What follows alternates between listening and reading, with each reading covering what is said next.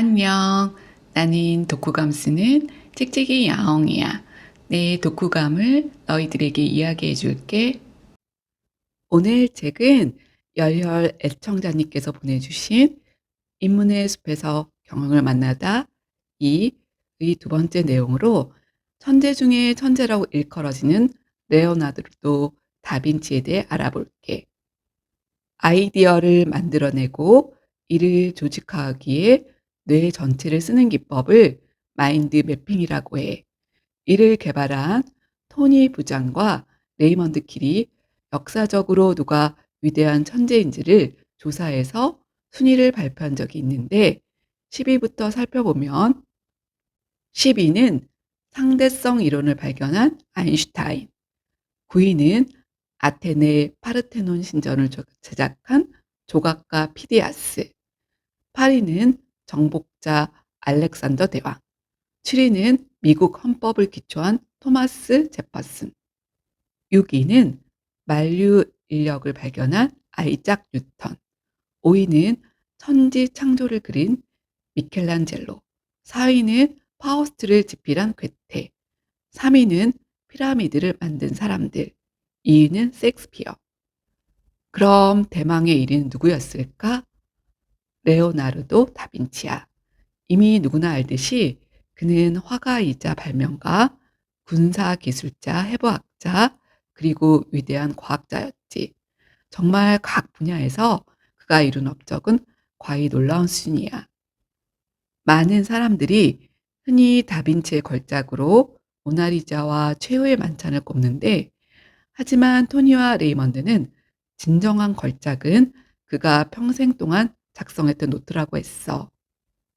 레오나르도 다빈치 노트에는 요리법, 농담, 당대 학자들의 사상 및 발명 계획, 스케치, 낙서들, 그리고 해부학, 식물학, 지질학 등과 관련된 일러스트레이션, 또 오늘날의 헬리콥터에 해당하는 날틀의 설계도, 낙하산, 장갑차, 탱크, 잠수함의 원형 설계도 등등.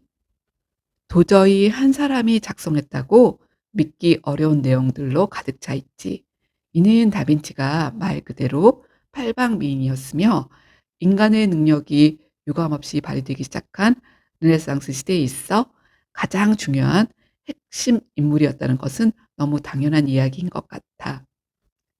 그리고 재미있는 점은 그는 메모를 할 때 우리가 일반적으로 하고 있는 줄을 맞춰 쓰는 선형 방식이 아니라 입체적인 방법으로 메모를 했어. 이는 기존 선형 방식의 서술은 우리 두뇌의 자연스러운 표출을 억제하는 방식인 반면 자신만의 독특한 노트 및 메모 습관은 잔해와 운해를 동시에 활용하는 전내적 사고를 할 수 있게 한다고 하네.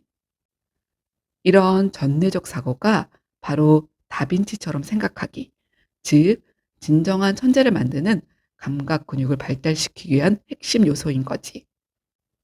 그럼 먼저 다빈치에 대해 알아보면 다빈치는 1519년 67세로 사망하기까지 피렌체, 밀라노, 로마, 프랑스 등으로 후원자를 찾아 활동 무대를 옮겨 다녀.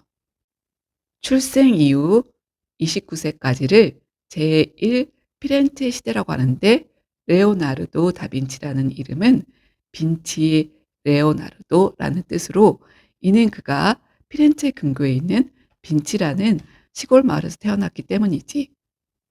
사생아로 태어난 다빈치는 정식 학교 교육은 받지 못한 채 14살에 안드레아 델 베로키오라는 예술가의 도제로 입문을 하게 돼.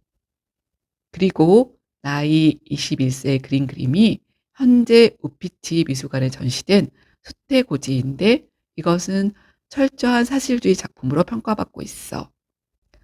공식 교육을 받지 못한 그가 피렌체 메디치가의 후원을 받지 못하자 밀라노로 건너가 밀라노의 실세 스포르차 가문으로부터 후원을 받게 되고 이 기간, 즉 30세에서 47세까지를 제1 밀라노 시대라고 해. 그는 밀라노에서 미술가, 도시계획자 또는 수리공사의 감독관으로 활약함과 동시에 인체 해부 연구 그리고 빛과 그림자에 관한 많은 연구 업적을 남겨. 이후 스포르차 가문이 프랑스에 의해 축출을 당하게 되고 후원자가 없어진 상황에서 다시 피렌체로 돌아온 그는 당시 피렌체를 지배했던 체사라의 보르자를 만나 그의 군사 고문이 되지. 당시 다빈치는 각종 군사 기계 제작에 몰두하며 탱크 등과 같은 다양한 군사 기계들을 만들어 이때 그는 마키아벨리와도 친분을 쌓게 되며 51세 때에 그 유명한 모나리자를 남기게 돼. 이후 그는 밀라노에서 5년, 로마 및 프랑스에서 6년 등 여러 왕조 및 가문의 후원을 받으며 활동을 하게 되고 프랑스의 앙부아즈라는 곳에서 활동하다 67세의 나이로 사망했어. 그리고 그의 시신은 샌 플로란토 성당에 안장되어 있지. 시간이 된다면 나도 한번 방문하고 싶어. 그럼 이렇게 다방면에서 남들과는 비교할 수 없이 많은 업적을 남긴 다빈치처럼 생각하기 위해서는 무엇을 해야 할까? 여기 다빈치의 일상에 대해 많은 연구를 진행해온 마이클 갤브가 레오나르도 다빈치처럼 생각하는 7가지 원칙을 소개했는데 이를 요약하면 하나, 호기심을 발동하라. 호기심은 발명과 발견의 발전소이므로 단순히 보이는 현상에 대해서도 호기심을 가지라고 해. 둘, 실험 정신으로 임하라. 실험 정신이란 경험을 통해 얻은 지식을 배우려는 의지를 의미하지.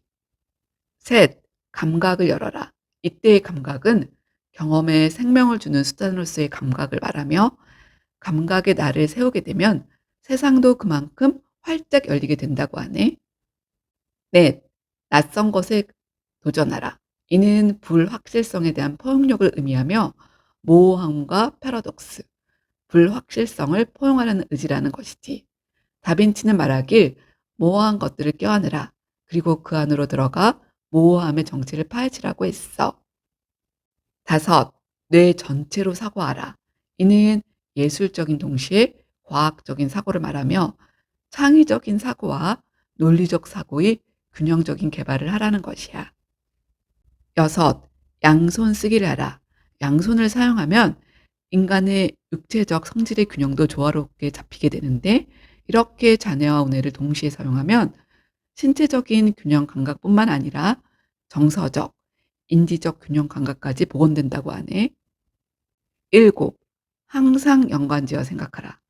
사물과 현상 등 대상 간의 연결 관계를 민감하게 인식하고 평가하는 것으로 이것이야말로 카오스적, 즉 크로스오버형 인간의 사고방식인 셈이지. 르네상스 시대는 오감 균형의 시대였고 특히 다빈치는 오감의 균형을 이룬 최고의 인물로 평가받고 있어. 그는 사람들은 눈이 이때 보지 못하고 귀가 이때 듣지 못하고 감정 없이 만지려 하고 미각의 취함 없이 먹으려 하고 향기를 깨닫지 못하면서 숨을 쉰다고 꼬집었으며 운동선수가 근육을 단련하듯 감각도 훈련이 필요하다고 주장해. 그리고 이런 오감을 훈련하기 위해 내면의 극장 만들기, 고요의 귀 기울이기, 아로마 테라피, 맛 음미하기, 상상하며 더듬기를 그는 제시하고 있어. 우리도 천재라고 하면 가장 먼저 떠오르는 다빈치의 인생 및 그가 한 행동들을 되새겨보면서 호기심을 갖고 자신만의 노트를 만들어 보는 것은 어떨까? 한 달 동안 잠시 한국을 떠나 전혀 다른 곳에서 한 달 살기를 했어. 낯선 공간과 낯선 사람들 안에서 자유로움을 느낀과 동시에 내가 누구인지 어떤 사람인지 조금은 알게 되었다고 할까? 짧으면 짧고 길다면 긴 시간이었지만 돌아와 보니 조금 변한 내 자신이 느껴졌어. 한편으론 길을 잃지 않고 무사히 돌아왔다는 안도감도 들었지.